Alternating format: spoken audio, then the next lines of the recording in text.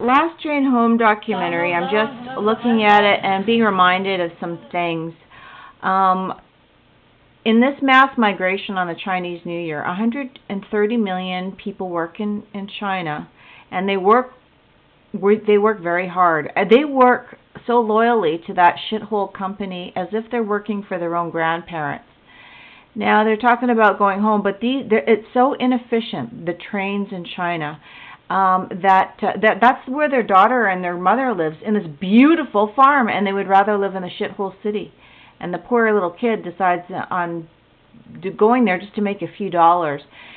My point is, Chinese are not inefficient people, and yet everything about China is inefficient, and it's all because it's done on purpose. Like when they were trying to get their tickets, they couldn't get them. When everyone's waiting in line, there's like a million delays. Like people were waiting in the train station for a week.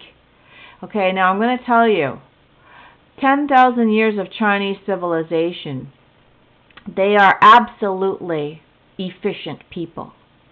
Okay, this is a little kid on her own just feeding the pigs. Now they are not inefficient people, but everything about Soviet-style communism, Marxism, Maoism, everything is about inefficiency on purpose. Even the Tintin, the comic book, Tintin in the Soviet Union, they showed, and he never lies. He went to the Soviet Union.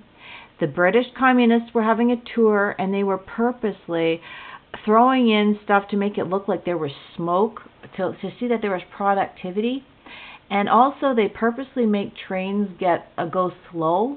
See, so she's saying that all the young people have left where she lives, so she wants to go and find work. And yet, look at this life she could have had, the life that she had, and look at how much the animals depended on this cute little girl chopping up these things in this beautiful life. And by the end of this documentary, we don't know what happened to this girl. She could be dead by now. But this is the beautiful farm life that she lived on. There's life all around her. There's even something moving over there. She's so adept and efficient. That's how Chinese people are. But you take them out of this and you put them, into the factories. And what happens is, just like Master of Earth said, when your field of vision becomes contracted, it doesn't feed your brain. We are solar beings. We're meant to live off the sun, not in an unlighted factory and in an artificial light at night. So these people become completely like drones or ant farms. And the thing is no Chinese person would ever invent communism. This was put onto them, and it's so fake, it's so inefficient. I cannot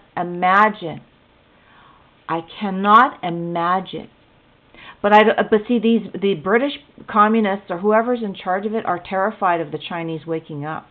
They're terrified because they're so guilty of the sleeping giant. But really, the Chinese will not come and get them, because they're not by nature vindictive people against other races. They just rather leave them alone. They don't even want to know. They might be vindictive with each other, but not with the assholes who have done this to the Chinese. So it's time to just reveal to yourself what you've done. Reveal to the world what you've done, because your karma, even in the Bible, Cain, he slew Abel, but God said, Cain, if anyone hurts him, that person who hurts Cain will be punished 10 times over. So go figure that one out.